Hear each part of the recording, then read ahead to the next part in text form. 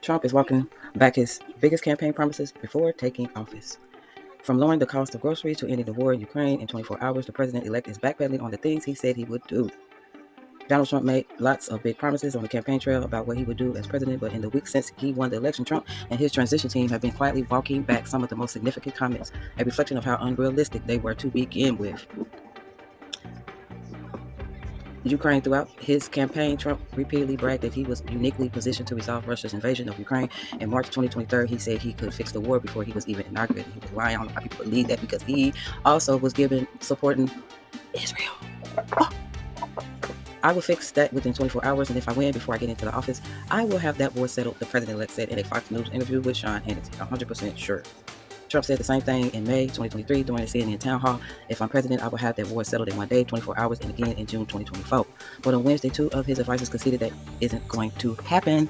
It will take months or even longer to resolve the war, which has been going on since February 2022. Trump's associates told Reuters they chalked up Trump's promises too quickly in the war to campaign bluster and a lack of appreciation of the intractable of the conflict and the intractability of the conflict and the time it takes to staff up a new administration, per Reuters.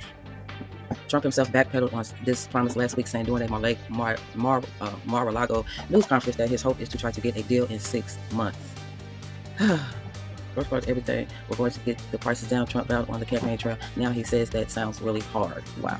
In another vow that was central to his campaign, Trump said he would magically halt inflation and bring down the cost of everyone's groceries. How many motherfuckers said this shit? How many of these motherfuckers said this, they were going to do this, that, and the other, and didn't do it? Come on, why do y'all always fall for this?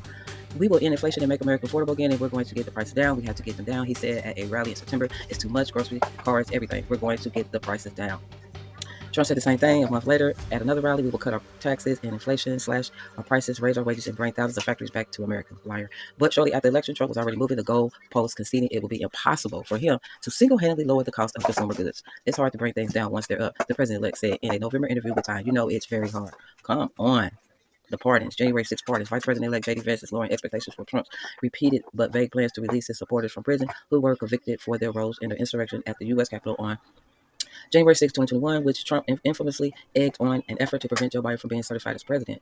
In March, Trump promised he would free January 6 rioters in one of his first acts as president if reelected. He didn't say how many people he would pardon, but suggested it would be hundreds. More than 1,000 rioters have been sentenced since the violent attack, with more than 700 of them spending at least some time in prison.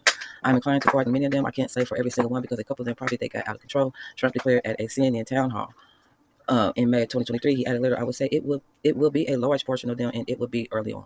On Sunday, Vance drew the ire of some of Trump's most diehard backers by saying in a Fox News interview that the president-elect will not be issuing blanket pardons to everyone charged in the riot. If you protested peacefully on the 6th of January, you should be pardoned. Vance said, if you committed violence on that day, obviously you shouldn't be pardoned. There's a little bit of a gray area there, he added. Slashing government spending. Some of Trump's high-profile associates are walking back their grand plans too.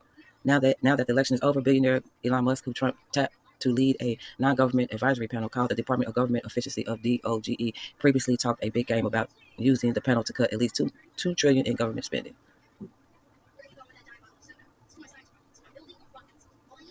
Wow.